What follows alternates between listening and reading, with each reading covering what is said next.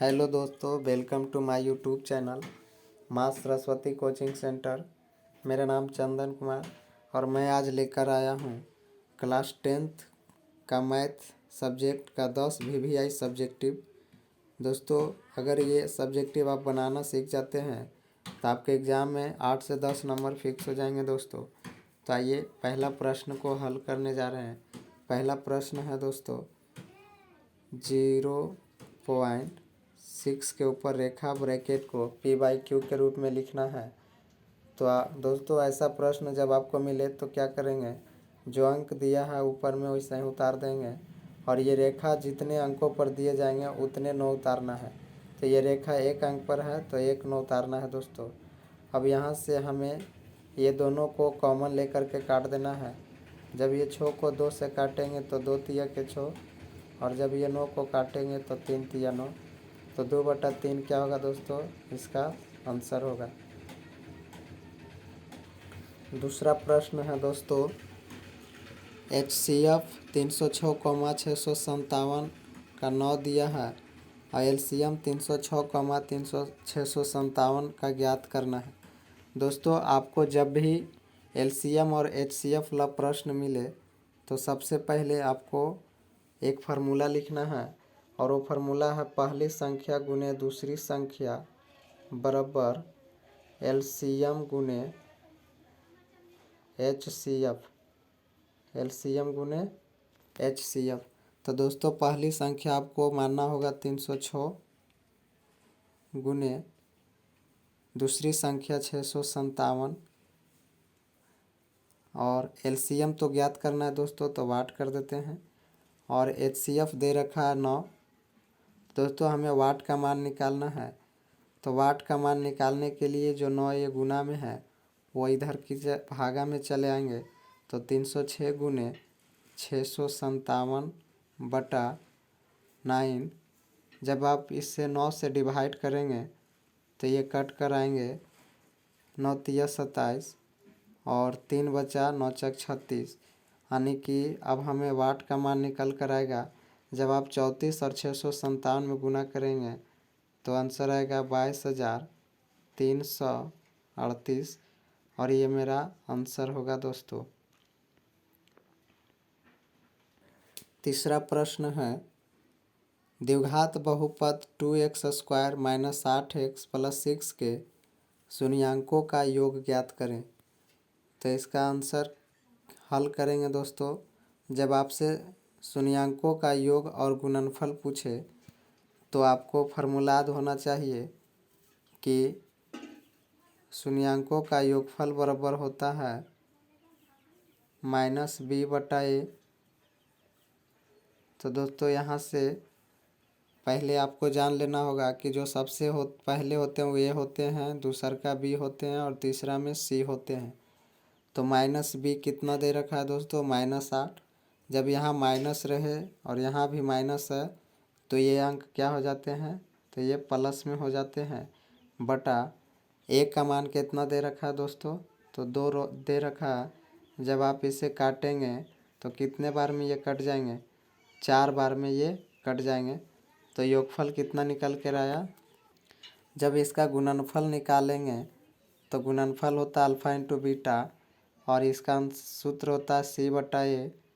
तो c यहाँ कितना दे रखा है, तो c दे रखा है 6 और a कितना दे रखा है 2। जब इसे काटेंगे तो कितना निकल कर के आएगा, तो 3। तो यहाँ से आंसर मिल गया दोस्तों कि शून्यांकों का योग 4 और गुणनफल कितना निकल कर आया, तो 3। तो तीसरा प्रश्न का आपने आंसर देख लिया दोस्तों। 4 नंबर प्रश्न है, गुणनखंड द्वारा समीकरण 2x² - 5x + 3 बराबर 0 का मूल्य ज्ञात करें। जब भी आपको इस तरह का प्रश्न मिले तो आपको क्या करना है, देखना है कि शुरू में अंक दिया है क्या। तो शुरू में अंक दिया है तो ये 2 जो है 3 से आकर के गुना हो जाएंगे। तो जब 2 और 3 में गुना होगा तो कितना आएगा, 6 आएगा। अब आपको सोचना होगा 2 ऐसे अंक जिसको गुना कर दे तो 6 और जोड़ दे तो 5 आ जाए। तो आपको याद आ रहा होगा 3 और 2। जब ये दोनों को गुना करेंगे 6 आएगा, और जब आप इसे जोड़ देंगे तो कितना आ जाएंगे 5। तो दोस्तों आपको पहला और दूसरा पद नहीं बदलना है, आपको पहला पद जैसे दिया है वैसे ही उतार देना है और माइनस। अब इसी 5 के लिए हम 2 अंक ढूंढते हैं दोस्तों, तो यहाँ लिखना होगा 3x, और ये भी माइनस में है और हम भी जोड़ करके ला रहे हैं, तो हमें भी क्या देना होगा, माइनस देना होगा। और यहाँ लिखेंगे 2x और प्लस में 3 और बराबर में 0। अब हमें क्या करना होगा अगला स्टेप में, ये दोनों में कॉमन लेना है और ये दोनों में कॉमन लेना है। तो ये दोनों में कॉमन क्या मिलेंगे, x मिलेगा। तो ये जब x से भाग लगाएंगे तो यहाँ बचेगा 2x माइनस x से x कट जाएंगे तो 3 बचेगा। यहाँ जे चीज़ का साइन रहे उसी का कॉमन लेना है दोस्तों। और ये 2x और 3 में कॉमन क्या मिलेगा, 1 मिलेगा। जब 1 से भाग लगाएंगे तो ये 2x और प्लस माइनस क्या हो जाएंगे, माइनस, और 1 में 3 से भाग लगाएंगे तो 3 आएगा और बराबर में 0 रखना है। अब अगला स्टेप में क्या करना है, इसको और इसको एक साथ लिखना है और ये दोनों में से कोई एक को लिख लेना है दोस्तों। तो अगला स्टेप होगा x-1 और 2x-3 बराबर में 0। x-1 और 2x-3 बराबर 0। तो हमें यहाँ से अब क्या करना होगा, इन दोनों को अलग कर देना होगा। x-1 बराबर 0 और एक लिखना होगा 2x-3 बराबर 0। तो यहाँ से क्या होगा, x का मान आ जाएंगे, ये माइनस में इधर चलाएगा प्लस में, और इसका होगा दोस्तों 2x बराबर, ये माइनस में है तो प्लस में चला जाएगा, और जब x का मान निकालेंगे तो यहाँ हो जाएगा 3/2। तो गुणनखंड विधि से इसका मूल निकल कर आया, एक 1 आया है और दूसरा 3/2 आया है। तो इसका क्या हो जाएंगे, ये आंसर हो जाएगा। 5वां नंबर प्रश्न है, यदि 4x² माइनस 25 बराबर 0 तो x का मान ज्ञात करें। तो दोस्तों 5 का हल होगा 4x² माइनस 25 बराबर 0 है। तो हमें x का मान निकालना है, तो हमें 4x बराबर इस 25 को उधर भेज देना है, माइनस में इधर प्लस में चलाएगा, और जब हम x² का मान निकालेंगे तो ये 25 और 4 गुना में था, इधर भागम चलाएगा। जब एक x का मान निकालेंगे तो ये रूट में चलाएगा 25/4, और जब यहाँ से हम x का मान निकालेंगे तो x का मान निकल कर आएगा 5/2। तो ये इसका आंसर हो गया दोस्तों। 6 नंबर प्रश्न है, AP 3, 8, 13 और 18 डॉट डॉट का कौन सा पद 78 है। तो जब भी ऐसा प्रश्न मिले और पूछे कौन सा पद 78 है, तो इसको हम मानते हैं nवां पद बराबर 78। दोस्तों nवां पद बराबर फार्मूला आपको याद होना चाहिए। nवां पद बराबर फार्मूला होता है a plus n-1 into D, और बराबर कितना दे रखा है 78। तो एक का मान कितना है दोस्तों, तो एक का मान 3 प्लस n का मान तो हमें निकालना है -1, और डी सार्व अंतर आपको आना चाहिए दोस्तों। a1 a2 माइनस a1 को जब घटाएंगे तो डी निकल कर के आता है। तो a2 यहाँ 8 है और -3, तो यहाँ से डी कितना हो गया, तो डी 5 हो गए, तो यहाँ 5 बराबर 78।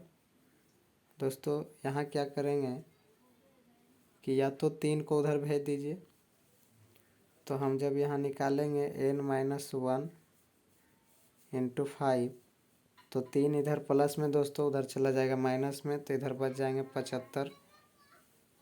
तो ये 5 इसको काट देगा कितने बार में, 15 बार में, और जब n-1 का मान निकालेंगे तो यहाँ से क्या होगा, n बराबर 1 इधर माइनस में तो इधर आकर जुड़ जाएंगे, तो कितना हो जाएगा 16, यानी 16वां पद। 16वां पद जो होगा दोस्तों इसका 78 होगा। अगला प्रश्न 7 नंबर है। AP3 8 13 डॉट डॉट 253 में अंतिम पद से 20वां पद ज्ञात कीजिए। दोस्तों जो अंत में देता है वही होता है। तो जब भी ऐसा प्रश्न दे कि अंतिम से 20वां पद यानी पीछे से निकालना है दोस्तों, तो हम क्या लगाते हैं फॉर्मूला, यहाँ लगाते हैं एल माइनस कैमा पद निकालना है 20वां पद, तो यहाँ लिखाएंगे 20वां पद, जितने पद का कहेगा उतना पद निकालना, 20वां पद minus 1 into D, 1 into D. तो दोस्तों इसे हम 253 को एलवां पद यानी कि अंतिम पद मानते हैं। तो यहाँ लिखाएगा 253 माइनस 20वां पद मतलब 20, 20वां पद मतलब क्या 20 माइनस 1, और डिफरेंट आपको बता चुके हैं कि 8 में से 3 जाएगा तो कितना बचेगा 5 बचेगा।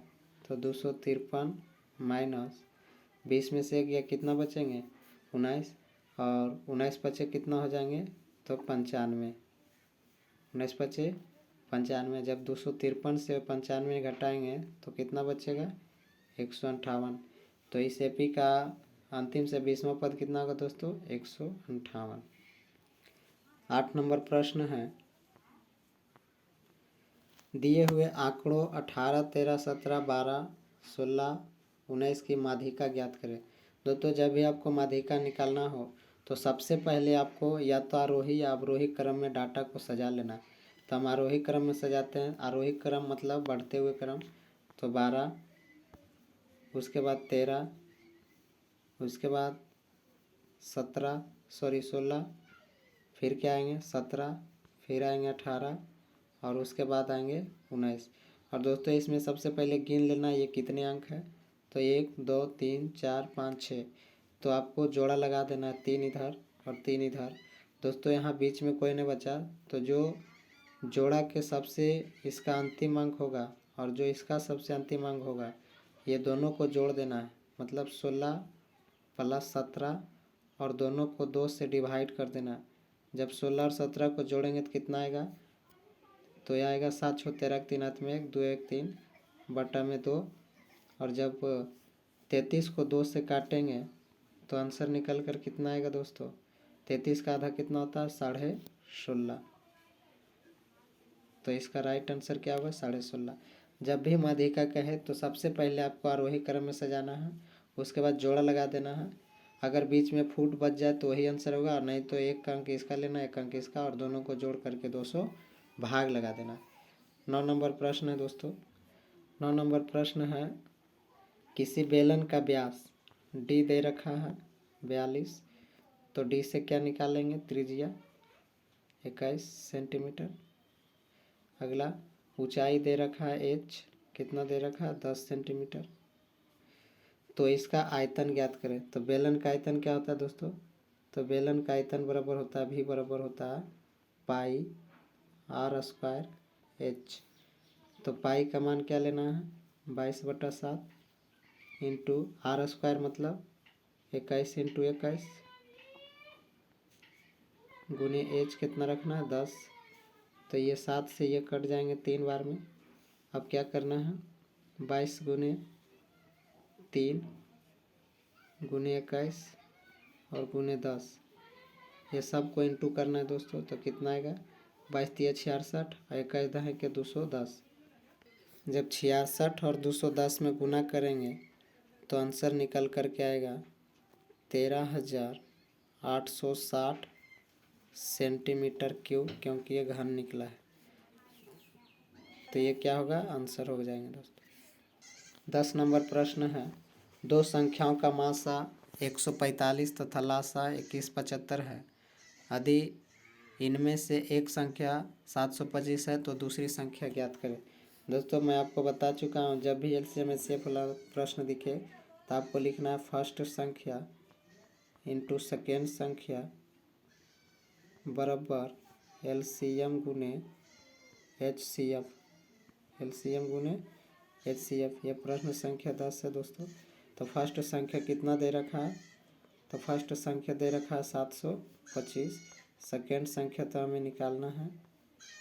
एलसीएम दे रखा है कितना 2175 इंटू एचसीएफ दे रखा है 145। तो हमें सेकेंड संख्या निकालने के लिए क्या करेंगे,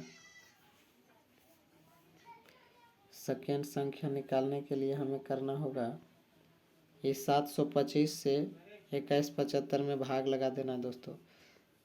तो यहाँ लिखना होगा 2175 गुने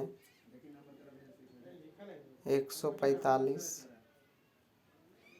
बटा 725। तो इससे आपको डिवाइड करना होगा। जब आप 725 और 21 में भाग लगाएंगे तो ये इसको 3 बार में काट देगा दोस्तों।